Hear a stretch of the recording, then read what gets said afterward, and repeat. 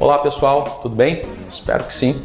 Meu nome é Reginaldo, sou professor de Sociologia e Filosofia e hoje estarei trabalhando com vocês o filósofo alemão Karl Marx, um dos grandes nomes do século XIX, figura polêmica, por ter sido aí o idealizador do socialismo, do socialismo científico ou marxismo, que propõe propriamente um progresso da sociedade ao comunismo, Bom, mas hoje nós vamos tentar entender um pouco da teoria desenvolvida pelo filósofo alemão Karl Marx, tá? De forma geral, nós temos ali uma crítica muito forte ao capitalismo e a desigualdade que é produzida por ela na obra de Marx, tanto no Manifesto do Partido Comunista como no Capital, Você tem o desenvolvimento ou fortalecimento do movimento socialista na Europa a partir das ideias do alemão Karl Marx,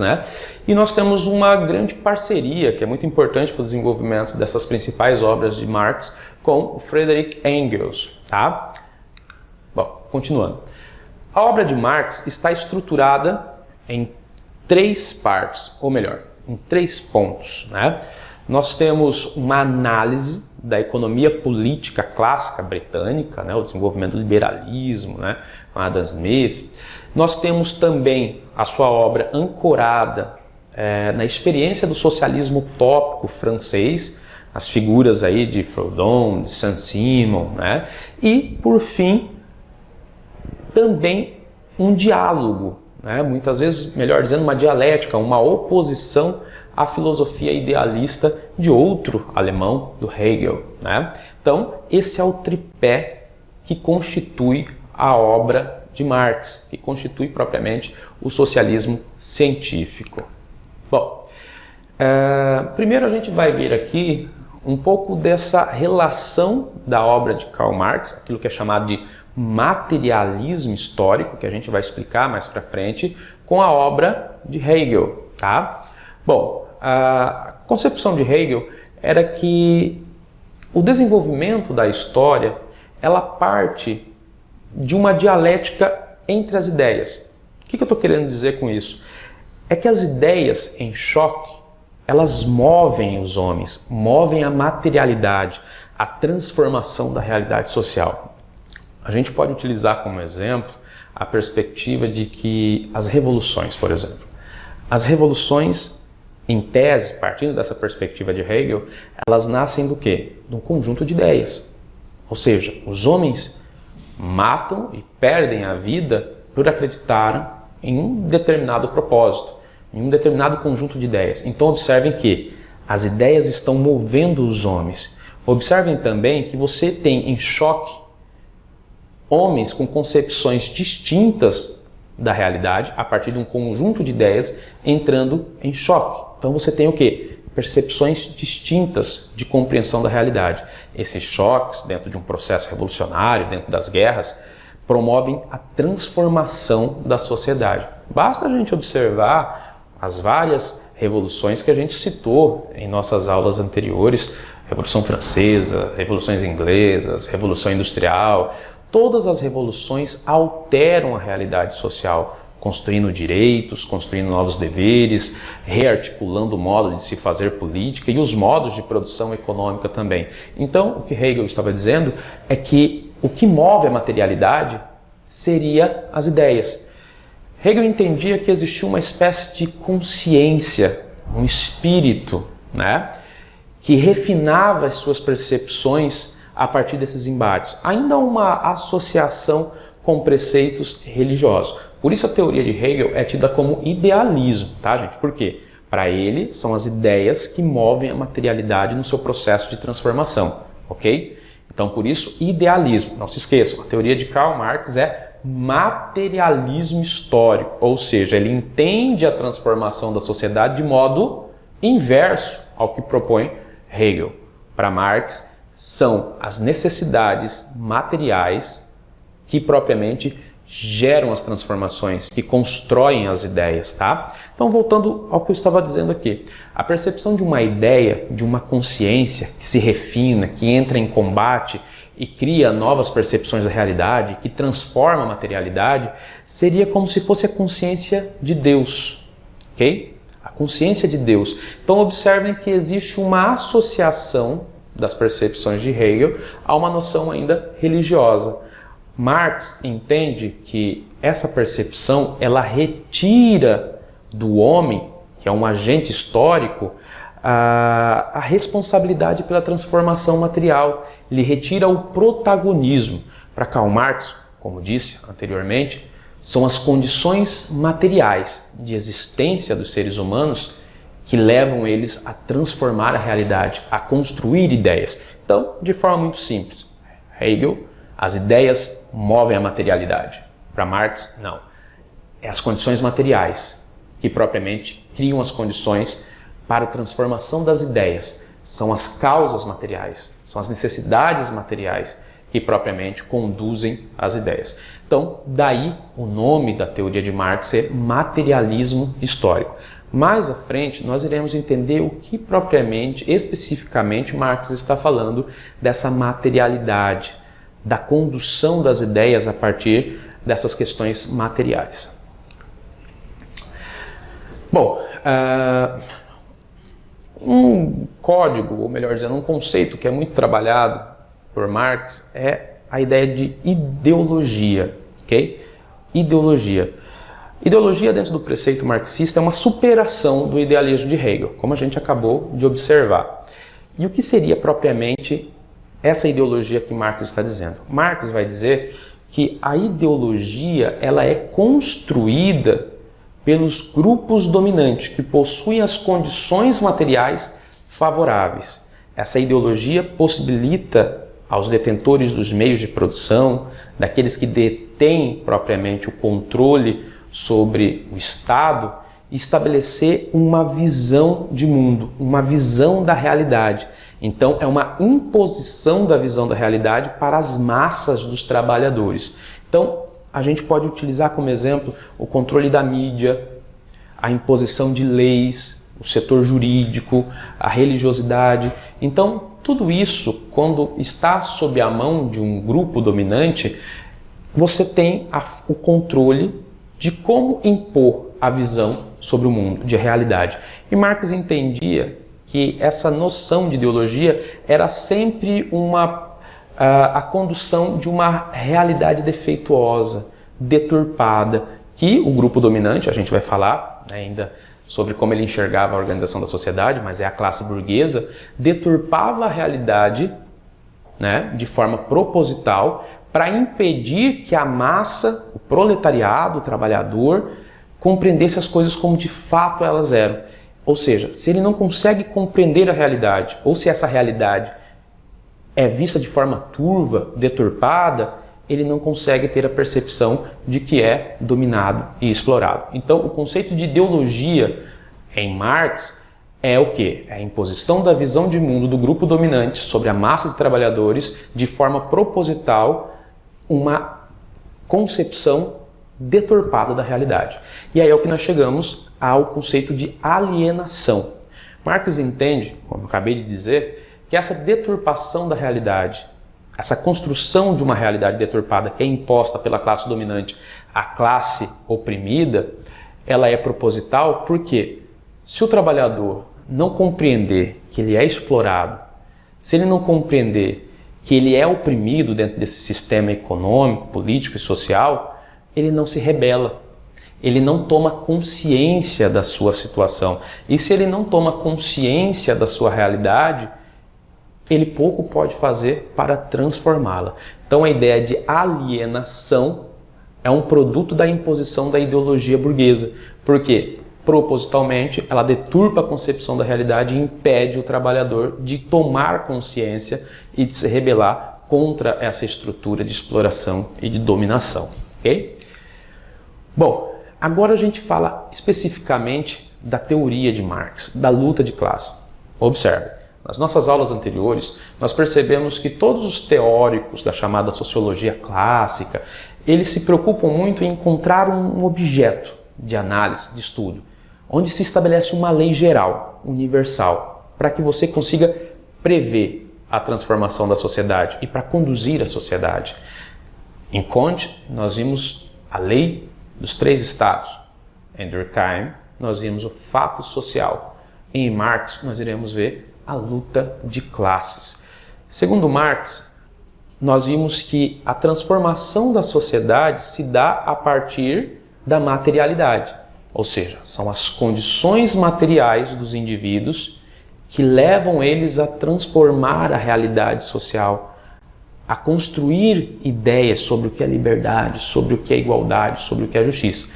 Diferentemente do que Hegel defendia, que eram as ideias que moviam a materialidade, beleza?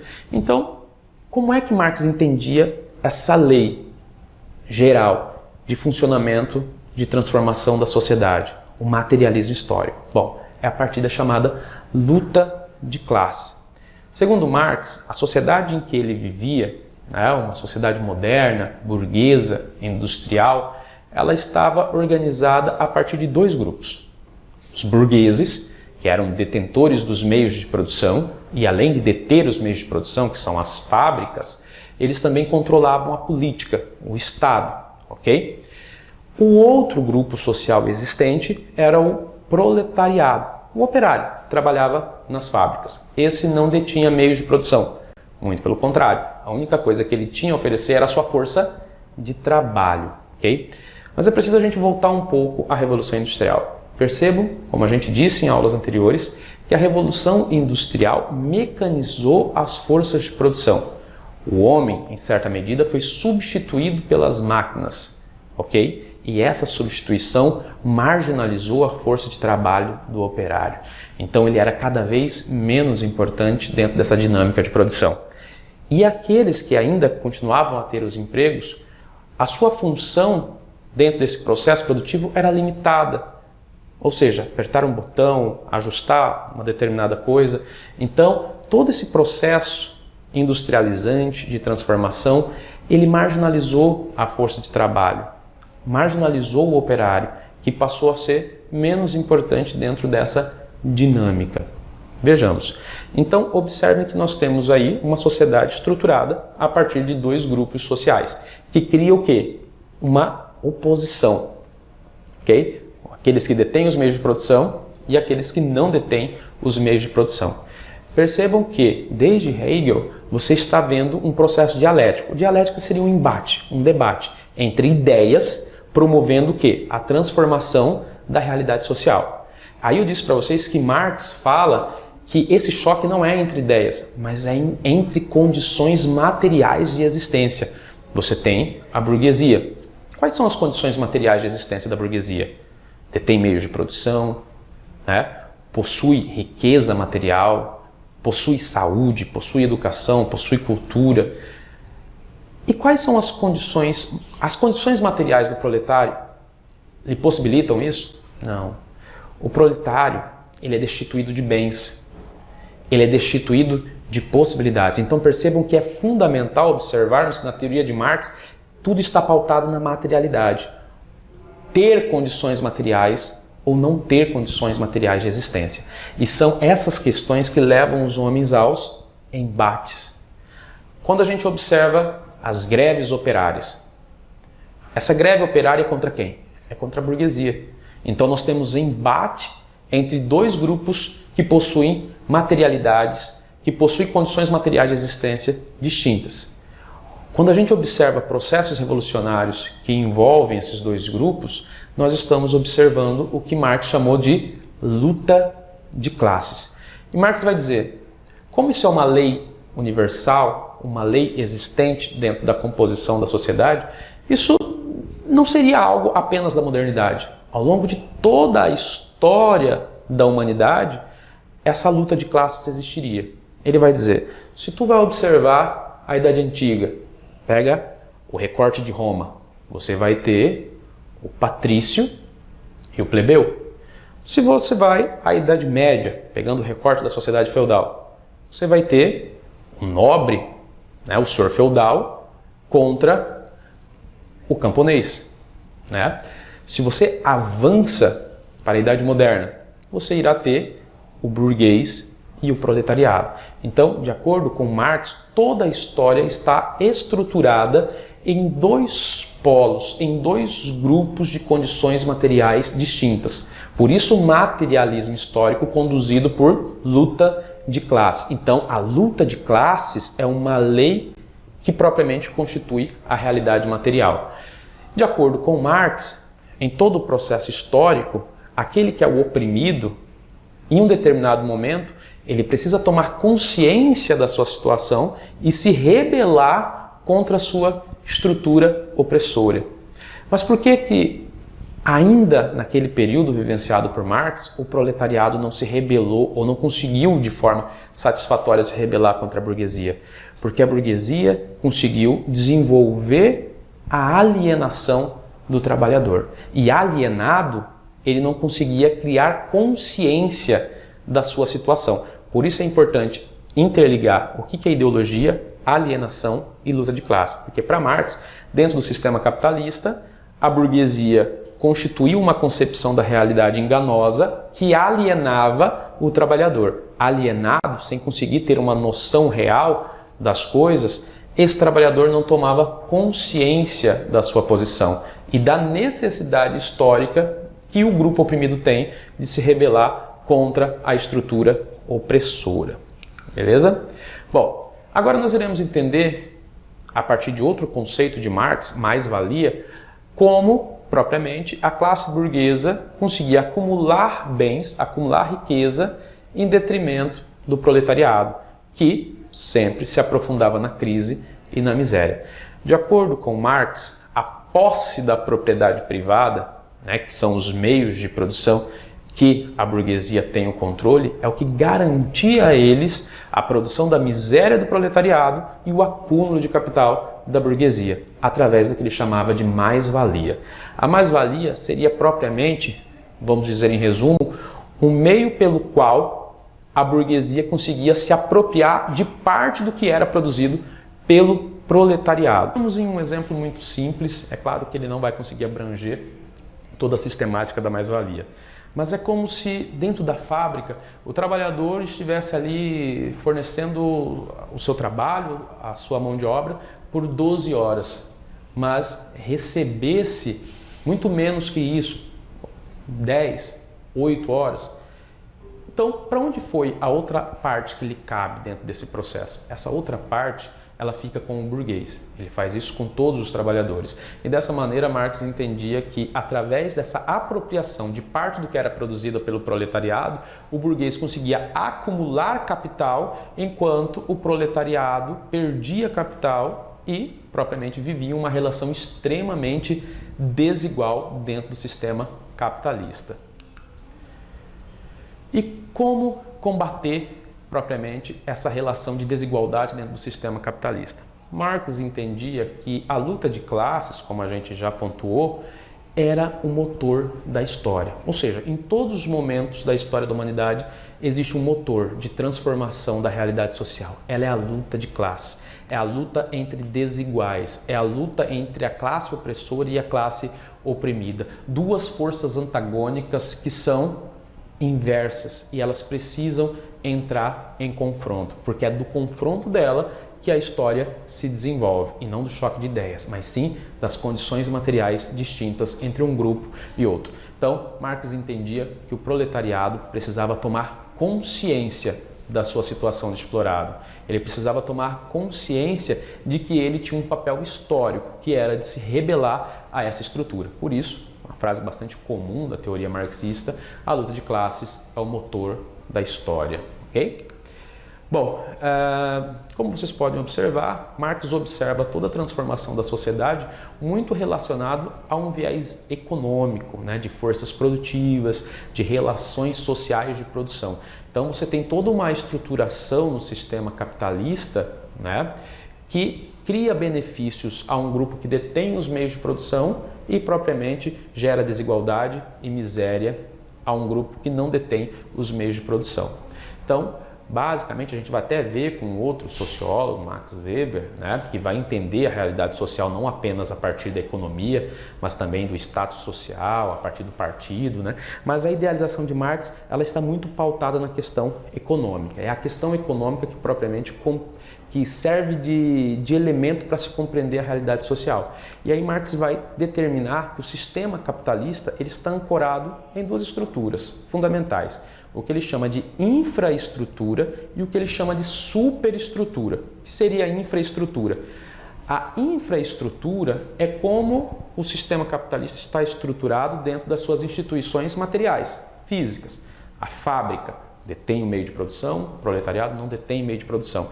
Toda a relação que se estabelece a partir de dentro dessa dinâmica é a infraestrutura do sistema capitalista. A posse da propriedade privada, deter o meio de produção, propriamente ter do outro polo alguém que vende sua força de trabalho. Então, essa é a infraestrutura do sistema capitalista. E aí tem outro polo, né, até mais importante, que é chamado de superestrutura. O que é a superestrutura? A superestrutura é o fator ideológico. É o fator não palpável. Por quê? Observe, se existisse apenas a infraestrutura, o que iria impedir uma massa de trabalhadores supostamente explorados, como dita por Marx, em um momento perceber que era explorada e se rebelar contra essa minoria? É até lógico.